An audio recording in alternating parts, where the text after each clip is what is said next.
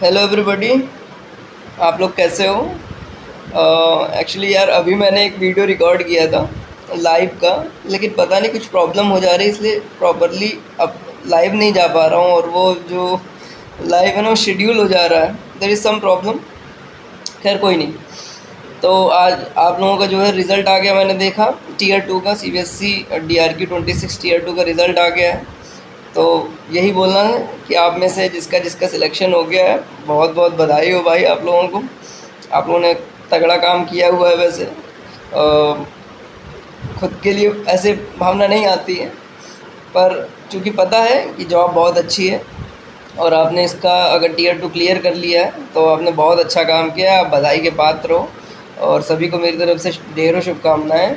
अच्छे से काम करो। मैं अपने यूट्यूब क्या कहते हैं टेलीग्राम चैनल में एक कीवर्ड लिखा था अभी, 1 more mile, वो मैं अपने लिए यूज़ करता हूँ। ऐसा मैं आप लोगों के लिए बोला क्योंकि एक कदम आपको और चलना है, वो 1 माइल से कम नहीं है, बट उसको पूरा कर लो। Then you you will be the part of country's most prestigious organisation. तो मेरी तरफ से बस यही सब बोलना था आप लोगों के लिए कि आप में से जिसका भी सिलेक्शन हो गया, आप सभी के लिए ढेरों बधाइयाँ। और जिनका नहीं हो पाया तो ऑब्वियसली कुछ और काम करना पड़ेगा।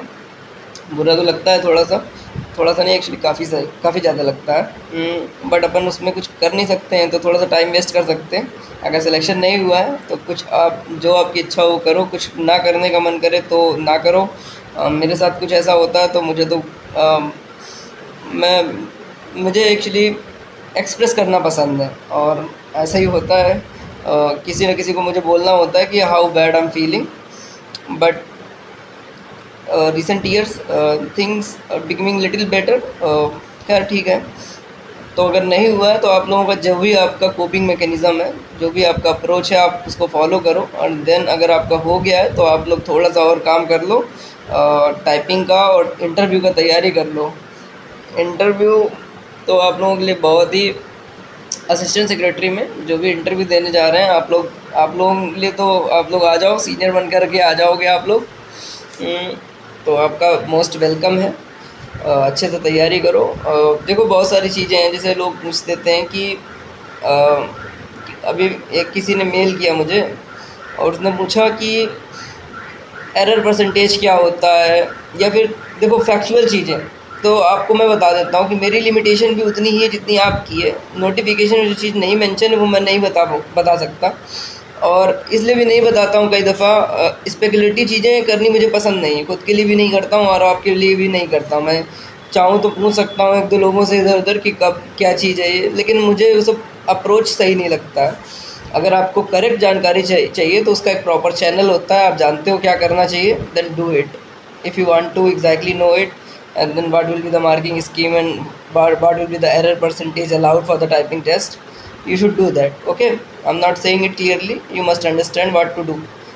बस ये समझ लो कि जो चीज़ें नहीं पता है, जो फैक्चुअल डिटेल पब्लिक में नहीं है, वो मैं भी नहीं बता सकता।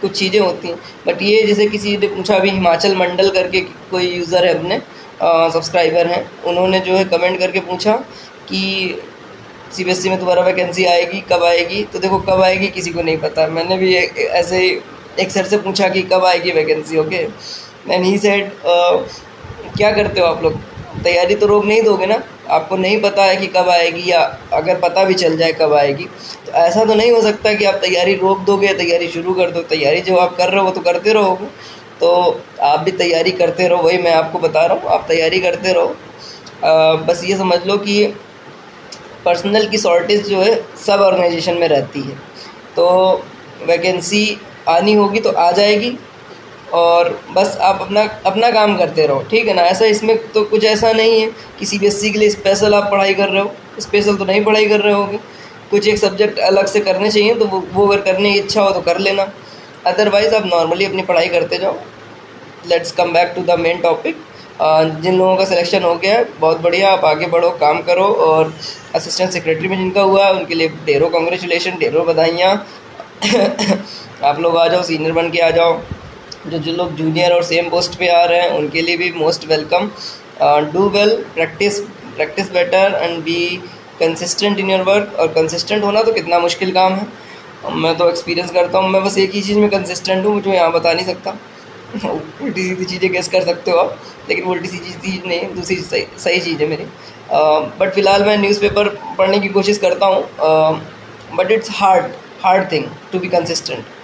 बट ये है, कंसिस्टेंसी का मतलब ये नहीं कि हर दिन करते रहना है और एक दिन नहीं कर पाए तो खुद के लिए बुरा मान लेना है। देखो मेरी कन्वर्सेशन दूसरी तरफ जा रही है। बेसिकली मैं क्या करता हूँ ना, मैं अपने आप को एक्सप्रेस करने लगता हूँ, तो यही थोड़ी गड़बड़ी है, बट क्या करूँ, मैं ऐसे ही हूँ, and things will be like this only. तो कंसिस्टेंट रहो अपनी टाइपिंग में। मैं बोलना ये चाह रहा था कि आप अपनी टाइपिंग में या फिर अपने इंटरव्यू जो भी प्रिपेयर कर रहे हो, आप उसको जो है परस्यू करो प्रॉपरली और टाइपिंग करते रहो रेगुलरली। जो चीज़ आपको डाउट है, फैक्चुअल डाउट है, जो कि नोटिफिकेशन में नहीं है, you must solve it through proper channel, not through the people, not through the intermediaries.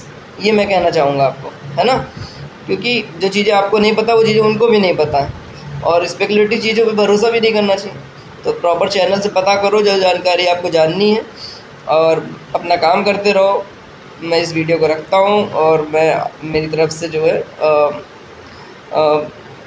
So many good wishes. मुझे अच्छा लग रहा है बेसिकली, क्योंकि मैंने इन सब चीज़ के लिए काफ़ी एफ़र्ट किया अपनी तरफ से।